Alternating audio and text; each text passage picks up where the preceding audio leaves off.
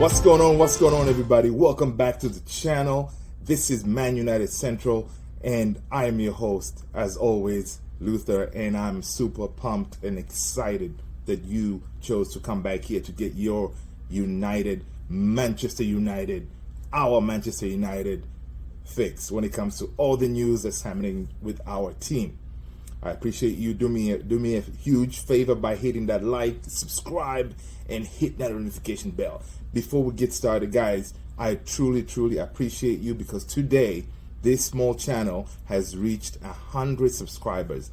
Thank you, guys, from the bottom of my heart. I do appreciate you. That being said, let's get into it. Now, today's news, it's starting that it's going to be a little bit disturbing because as I'm about to put the show together, I see that there's some news breaking regarding allegations of Antony de Santos, which is Antony, our winger. So this is basically this is a shocking allegation against Manchester United winger Antony. So this information is being reported by it's a Brazilian publication called Global Esporte. So basically, these allegations are okay. So basically, what it's being reported is Antony is facing serious allegations, according to the Brazilian publication that I said, Global Esporte. Antony has been accused of domestic violence, threats, and bodily injury by his former partner, Gabriela Cavallin. The report states that Cavallin has filed a police report in Sao Paulo, in Brazil, providing photos of abrasions and threatening messages as evidence. It's truly a disturbing situation, especially considering Antony, his involvement in the Premier League, and apparently this alleged abuse or allegations happened during the time that he was in the UK, when I believe we were playing Bournemouth. Now, the article highlights the urgency of protective measures being taken by Brazilian authorities while further evidence is being gathered. Basically, we will have to wait for more updates as they come, because the story is developing. So I'm just bringing that to you guys because, again, in this channel, I gather all the information when it comes to our Manchester United and give it to you guys as a day. So basically, right now, that information, it is breaking that Antony is being accused of domestic violence.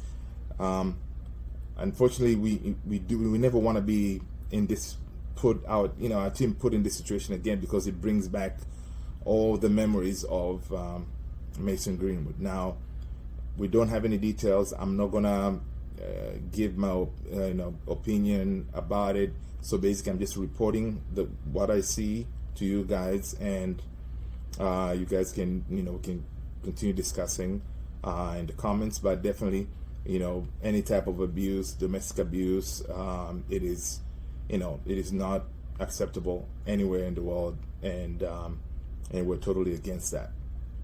Okay, so that is information that is breaking now. So I'm sure we'll get more details in the coming days. And as they come, I will be reporting to you guys. Now, another news. Now, let's pivot to other news when it comes to Manchester United. So, Erik ten Hag is basically tearing apart all his plan. Basically, he's working on overhauling the team, which we know that he's planning to do that, because obviously the players that he has now, they're not working. So the article that I'm reading here, I believe it's from goal.com, saying that Erik ten Hag is wasting no time reshaping the first team squad. According to reports, Ten Hag is planning to sell a total of 8 first team players during this summer transfer window. Now, I'm sure some of you can name those 8 easily, but on that list includes notable names like, obviously, top of the list, Captain Harry Maguire, striker Anthony Martial, obviously Phil Jones left, Axel Tuanzebe, they're already free agents, so Phil Jones left, Axel Tuanzebe is a free agent, and the club is open to offers for duo midfielders Fred and McTominay. United is also is in negotiations to sell Dean Henderson to Nottingham Forest. So what do you guys think about those moves by our coach Erik ten Hag? I think they're all definitely warranted. They were not, most of these players, they were not really adding much, and we do need to raise funds. That way we can go back and reinvest them into the team. That way we can get better players that can work in a Ten Hag type of team, where he usually prefers to play in a team where his team, the possession is up, usually above 60% possession during the game, right? So that's how he wants to play, and he wants players that have energy and aggressive, and players that he can mold to the way he wants to play. Now, when it comes to some of these players who are going, yes, we can get some value. I mean, Dean Henderson, he's definitely, he's back. He was hurt most of the time when he was in Nottingham Forest, but it's good that he made an impression already when he was there that Nottingham Forest wants to keep him permanently. He was not playing because he got hurt, but I'm glad that Nottingham Forest are coming back in. Yes, we sell him, we get, I don't know how much we can get from him, maybe 20-30 million. Of course, Harry Maguire, I'm sure there's a team out there, maybe West Ham. Maybe we can do something like we tell West Ham, look, we're going to give you a 2-for-1 deal. So we're going to hook you up with Harry Maguire, and we're also going to throw in Scott McTominay, right? 2-for-1. And then on exchange, we get what? We get who? Declan Rice, right? Because if you think about it, Declan Rice is going to cost us at least 100 million. So even if you were to sell, some people will say like, well, we don't want to, we'll be losing value, but not really, because if we get rid of those 2 players, Maguire, you're going to sell him. You're not going to sell him for 80 million because that's what we paid.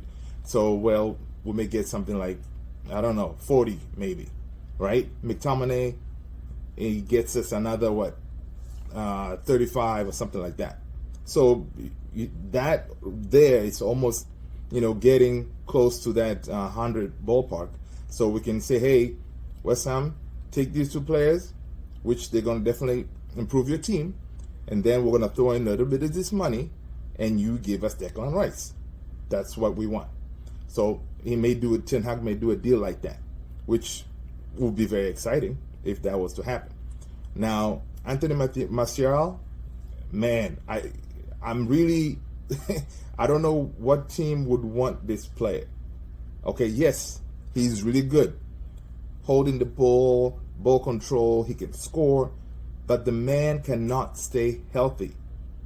If he cannot stay healthy, I don't know what kind of team out there will take that risk. You know what I'm saying? I don't know what team will take that risk, saying, hey, I'm going to pay this much for Martial, and his wages is up there, right? So imagine the team takes him, not knowing that he's going to be fit for the whole season. So I don't know how that's going to work, for us when it comes to selling. Last season, we sent him on loan. He came back. So it's going to be tricky, but I really hope we can pull some kind of deal, because worst case scenario, his contract expires next year. So if we don't sell him, then we may have to send him on loan, and we risk letting him go for free, like the way we did Pogba, which is, it's a huge loss, because that's how we operate at Man United. Unfortunately, we are not very good when it comes to offloading players. We always end up, getting rid of players for free and stuff like that. We don't operate like teams like Man City, Chelsea, whenever they sell players, they sell them and get some good money from them, right? So that's very interesting. I really hope Martial can, somebody can go and get him, and we can offload him, and then we'll move on. But even if he stays next season, maybe we can make some use for him. Whereas if we bring in, of course, our one of our number one target for Erik ten Hag with Rasmus Højlund, he's a young striker. If he was to come, that'll be good. Martial can stay there because, say, if he plays, 20% of the games, yes, he can help us out. And then you have Martial, and then you want to get another striker who is more seasoned to complement Højlund, because Højlund is still a young kid. He's still developing, which is good because Ten Hag has shown that he can develop talent. Case in point, Wan-Bissaka. Wan-Bissaka was out of the door, but now he's doing his thing. Case in point also, Rashi. Rashi last season, people were like, no, get rid of him, send him to PSG and all this stuff. But this season, player of the year, scored 30 goals. So I'm hoping that if we get a player like Højlund in, Ten Hag is going to develop him to the next, I would say, quote unquote, the next Haaland. So if that was to happen, that would be great. Now, on another news, of course, we other players that will be going. We know Alex Telles, Eric Bailly. We can probably get if we sell those two, 15, 20 million each one of them, or less. Most likely it's going to be less. So we get rid of them. That way we can clear up that roster.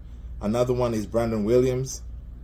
Okay, and he's already in talks to be sold. So if Brandon Williams goes, then we can be in good shape. Now, if we get rid of those, of course, the talks are pending or going well when it comes to us acquiring the services of Kim Min-jae. So if Kim Min-jae comes, of course, by that time, Maguire's peace out, gone.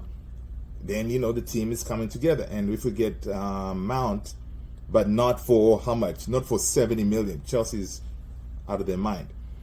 So if that deal goes through, I think we're still going to get Mount, but I really hope we don't pay over 55 million for Mount. If that's how much Chelsea wants, 70 million, forget about it. We can go out there and use the same money to find another player or a bunch of players that can play that position at a way better value. Man United we should not spend 70 million on Mount. Chelsea cannot stick to their guns. We say, what, forget it, we'll move on, right? So let me see what else I have when it comes to the news. So yeah, so basically, that's what I'm talking about. Definitely way in for Declan Rice, obviously, as I mentioned earlier, if we can make that kind of deal to get him in. Another news that I was seeing today is we are actually in for Moise Caicedo. Moise Caicedo, I really love this kid. He's young. I think he's 20? Oh yeah, about 20. From Brighton. Caicedo will be fantastic for us in the midfield. He's energetic. He will be perfect partner for Casemiro in the midfield together with Bruno. So if we get Caicedo is going to be a beast for us, because imagine we're playing, City or Liverpool, and then your midfield has Caicedo, Casemiro, Bruno. Come on, energy in abundance. The same thing is if we have Declan Rice there, right? You have Declan Rice, Casemiro, Bruno. You feel like we can actually put up a fight. Dealing with the Rodri and all the other big teams that we'll be facing next season. So guys, it's exciting time here in Manchester United, because the team is the ball is rolling, trying to build the team to compete next season for trophies, right? And again, guys, stay focused. We have a really fantastic manager at the helm. We need to trust the process, because that's what he says. Trust the process. He knows what he wants, and he's gonna deliver. I can see it. I can see it. So that being said, guys, Thank you so much. I appreciate you hitting that like and subscribe notification bell as you're heading out of here. Again, I'll talk to you guys tomorrow. Thank you so much, and peace out.